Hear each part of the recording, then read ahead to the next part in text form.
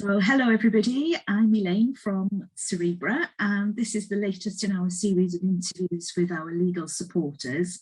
And I'm really pleased today to be joined by Tim Bennett, who's a legal director at Enable Law.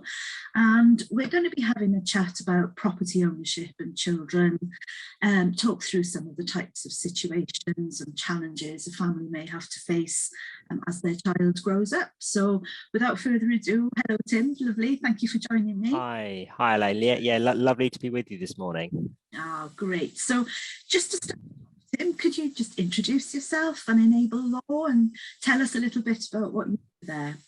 Yeah, absolutely. So as you say, my name is Tim Bennett. I'm one of the legal directors with Enable Law. I work in the mental capacity team there. That team is based across 3 of our offices in Plymouth, Southampton and Bristol. We are one of 3 teams, so we have other teams dealing with serious injury and also medical negligence as well. So the combined makes up the specialist practice Enable Law. And we are part of the Fertanity group, so we're part of a larger full service law firm. Thank you. So how long have you been with Enable Law?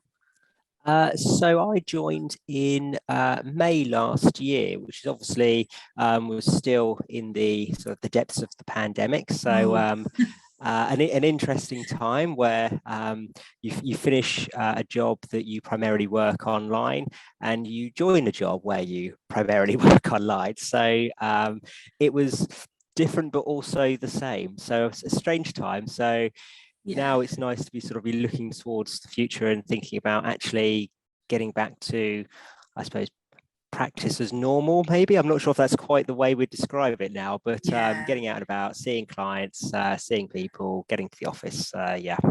Brilliant. Fingers crossed, isn't it? Absolutely. So today we're chatting about property ownership and children and recognising the financial investment of others. And I hope that you've written a really informative article for it on our website, and we'll post the links to that. But can you just explain some of the issues around ownership of the home when a child's got, is it a personal injury award? Yeah, absolutely. So some of the issues, or I suppose the primary issue, stems from the fact that where a property is purchased, and this can be either during the litigation process or after the litigation process has been completed, ordinarily the funds are provided from the settlement. So they're part of the claim is for accommodation, and that money is then used towards purchasing property. So that means that the property is then held for the child, if they're obviously under the age of 18, by the deputy or by others. And essentially, whatever happens to that property, the equity, so how much it cost, how much it's gone up by, all of that belongs to the child. So come what may, whoever pays any money towards the property, maintenance, improvement, upkeep, whatever it might be, if the property is sold at some point, then all of the proceeds belong to the child. Okay. So it might be the purchase of a new property, or it could be adaptations to the existing family home. Absolutely. I mean they present 2 slightly different scenarios. So a purchase of a new property, if you like, a clean slate, if all of the funds, like I say, are provided by the child through the personal injury settlement, then the proceeds of sale belong to the child. But if they are partly funded by, say, child and parents, then you have the opportunity to protect both parties, if you like, to make sure that the equity that both parties are contributing is actually recognised on sale. Similarly, as you say, one of the scenarios might be, okay, well, we don't need to move house, but actually we do need to make a number of adaptations and improvements to the property to make it more suitable for our child. And in that case, then there's another question about, okay, well, where's the funds coming from? Presumably the personal injury settlement. And that means a question about how that property should be owned. So again, who owns what proportion of the property? And again, that can be recorded in writing in a declaration of trust, so that everyone clearly knows before anything happens who owns what, who is contributing what happens if more money is put in the future. So you set out all of the scenarios so that if, as and when the property is ever sold in the future, it's very clear, it's in black and white, what happens to the net proceeds of sale. Okay, I know in the article you mentioned sort of a default position in law, and can you explain a little bit more about that, what the default is? Well, I mean, the default position is kind of what I touched on a moment ago, and that is that all of the increase in the property, so that's the natural growth there might be as properties go up, all of the money that's put in for improvements, all of that will belong to the child. So in effect, what people are doing is making, potentially inadvertently, but they're making gifts. So they're making gifts of equity each and every time money is put into the property, because obviously that property is held for the benefit of their child. So effectively they're making gifts to their child. Now that may well not be the intention, and that's what I was touching on when we're talking about going back and doing this retrospectively to establish what was the intention. But at the time, unless you go back and you establish anything otherwise, then it actually will revert to the child. So that would be the default position. I suppose there is one alternative scenario, and it is a little unlikely, but it can happen, is if, as you mentioned earlier, the family home is owned in the name of the parents, for example. Monies for the alterations and improvements could be provided from the personal injury settlement, and the property would still be held in the parents' name for their benefit. It's an unlikely scenario, I have to say, because normally there would be a declaration of trust if the deputy is investing a child's money into a property, to make sure that that's protected, because that there would be an expectation from the court that monies for the child will obviously be ring-fenced and defined for the future. So you've mentioned the property affairs deputy. Could you just tell me a little bit more? I mean, you've already explained a bit about what they do. How do they get appointed? What sort of person are they? Yeah, absolutely. So so the term deputy, just to begin with, is the term that's used for someone who is appointed by the court to take decisions on behalf of someone else because they lack the capacity to do so themselves. So the scenario that we're talking about we call them a property and affairs deputy, because that's the technical term by the court, but basically we're talking about finances, a finance deputy we're talking about here. Now, who can be the deputy? Well, it can be a parent, for example. It can be two parents. It can be anyone, in effect, as long as they meet certain criteria, and as long as they're checked by the court. Anyone can be the deputy. But when we're talking specifically about a personal injury settlement, ordinarily the deputy would be what's called a professional deputy. So that would be someone such as a solicitor or a trust corporation. Trust corporation is essentially, I mean, that's what we are. So trust corporation is where we have a number of directors of a trust corporation. Court appoints the trust corporation. But if one of those directors becomes unavailable, they leave, they resign, whatever it might be, crucially, you don't have to go back to court to get another court order. and it's just a case of another director is brought on to the trust corporation to replace the one who then left. So that's what we are as a professional deputy. But we only act as professional deputies for property and affairs, though. Thank you for explaining that. So I can imagine that it could be quite a daunting, maybe slightly challenging situation sometimes for parents when they either need to buy, and obviously they're dealing with, you know, they're caring for their child at the same time and all of those challenges. So buying property, adapting property, it could be quite daunting. Are there any particular things you'd advise families to look out for? Sort of, not necessarily pitfalls, but what are the sorts of challenges they're likely to face, or how should they go about doing it in the easiest, the most straightforward and the best way possible?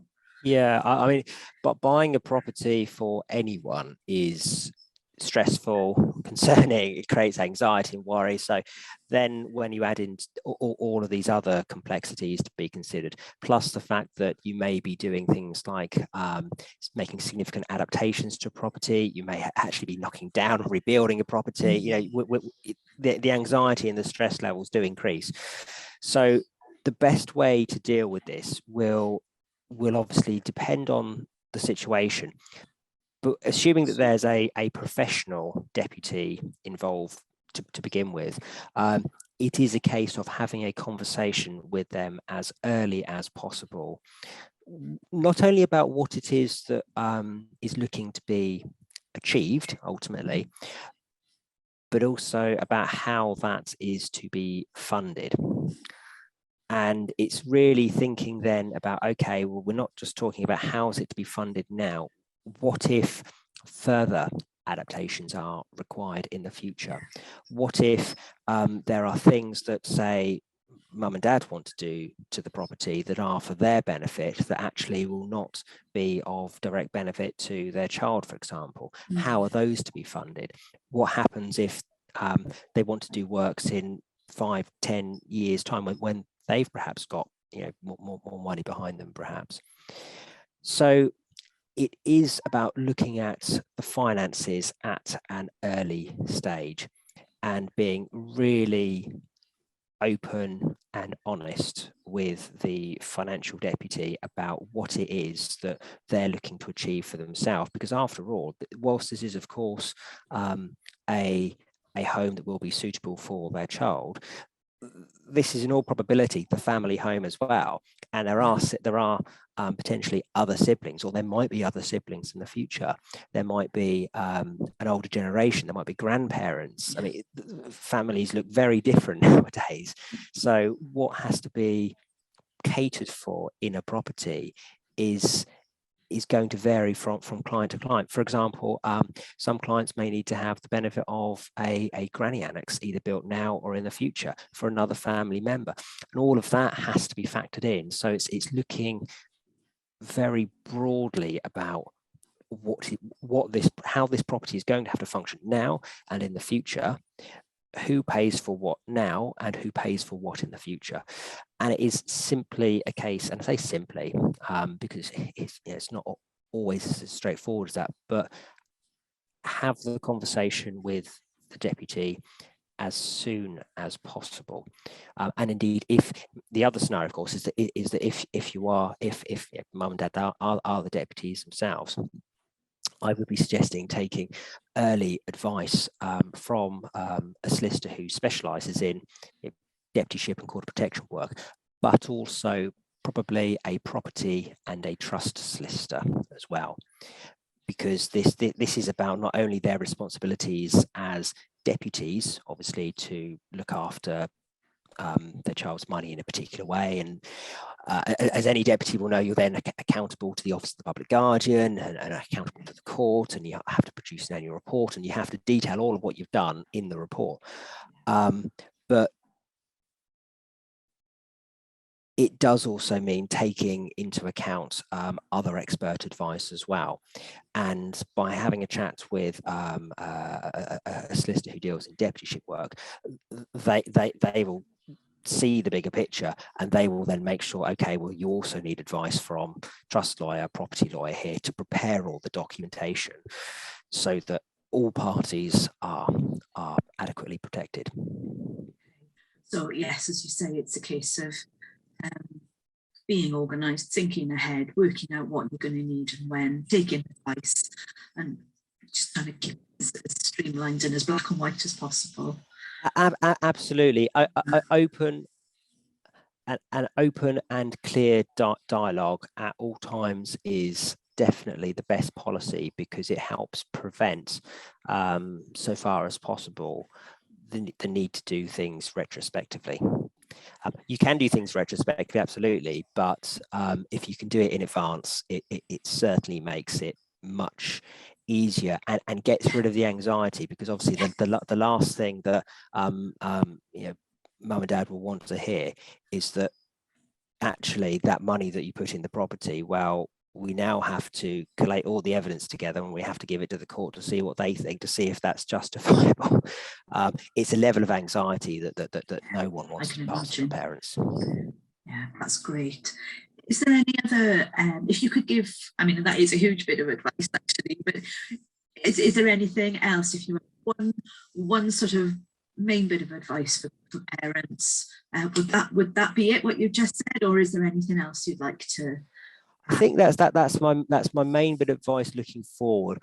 Having said that, I would say if this is a situation that looks like in some way that it could impact you, don't panic. The court is well used to dealing with these types of scenarios, as are professional deputies and other people who deal with the court of protection. It is simply a case, again, being really open and clear about what's happened, why it's happened, and then working together to collate everything together, put in an application, and provided that it's all perfectly justifiable, and we can evidence that actually this was the intention, then this is why it's happened in this way. It is possible to get a court order to approve that. So please do not panic. But on the other hand, be aware that the issue won't go away. So no matter how long it's left, it won't go away, and arguably the greater the passage of time, the more people's memories fade, the more people might be contributing, the more the waters might get muddied. It's far easier if you recognize there is a problem. Deal with it now, reset the clock now, and establish then what then happens in the future. It's much easier. Brilliant. Thank you ever so much for that today, Tim. And as I say, you've written a really informative, easy to read article for parents, which is on the Cerebra website, and we'll post a link alongside this interview. But just a huge thank you for your time and for explaining that, and all the very best. Thank you very much for asking me to join you this morning. Absolutely lovely to talk to you. Thank you, Tim. Bye-bye. Thank you. Bye-bye.